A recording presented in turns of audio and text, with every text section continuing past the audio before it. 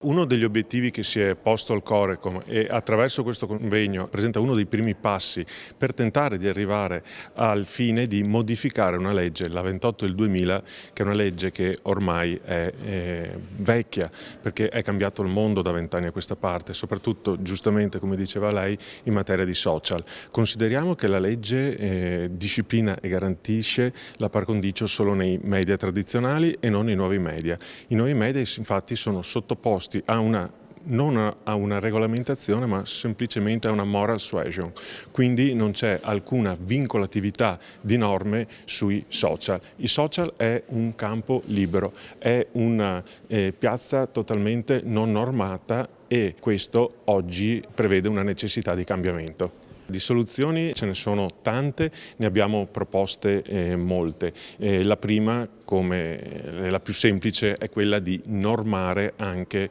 l'attività dei soggetti politici sui social, con dei tempi prestabiliti, con delle visualizzazioni prestabilite e con dei limiti e delle norme ben precise sui social. La par condicio appunto è solo una delle funzioni del Corecom. Il Corecom ha molteplici funzioni in ambito regionale sul tema della comunicazione e iniziative fondamentali sono quelle relative alla media education. Sappiamo che oggi i media, appunto, soprattutto i nuovi media, sono utilizzatissimi soprattutto dai nostri giovani che sono nativi digitali, sanno utilizzare benissimo i social, però tuttavia mancano di una cosa, la consapevolezza e la responsabilità nell'utilizzo dei media. Quindi il Corecom vuole colmare questa lacuna, andare dai ragazzi nelle scuole, dai docenti e dai genitori a far comprendere e a responsabilizzare nell'utilizzo dei media. È importante infatti far conoscere le conseguenze di un utilizzo errato dei media. Quindi abbiamo, assieme all'ufficio scolastico regionale, il Corecom del Veneto, ha avviato una serie di iniziative formative su un utilizzo consapevole e responsabile dei social media. È da anni infatti che noi ci stiamo impegnando affinché i cittadini, soprattutto veneti, soprattutto i cittadini più giovani, i nostri ragazzi, abbiano una consapevolezza che internet, i nuovi social media comportano non solo dei lati, non hanno solo dei lati positivi, ma hanno anche dei lati negativi.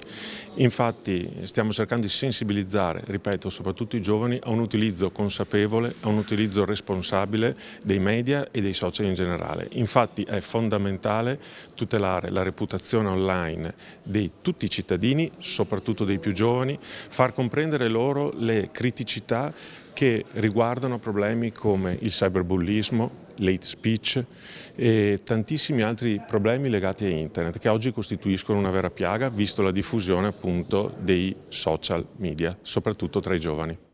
Questo convegno è stato organizzato dal Corecom Veneto in sinergia con l'Ordine dei giornalisti del Veneto in vista delle prossime elezioni europee, ma anche in vista delle prossime elezioni per il rinnovo dei consigli comunali e dei sindaci che in Veneto coinvolgeranno più di 300 comuni.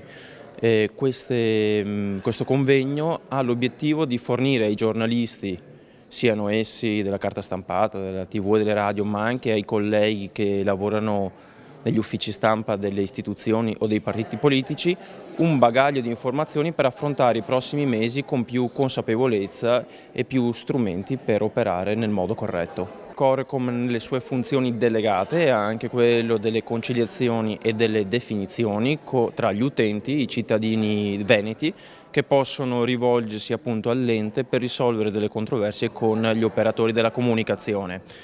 Ricordiamo che questo servizio è totalmente gratuito per i cittadini del Veneto. Negli ultimi 3 anni abbiamo affrontato più di 15.000 conciliazioni, sono state restituiti ai cittadini veneti oltre 3 milioni di euro.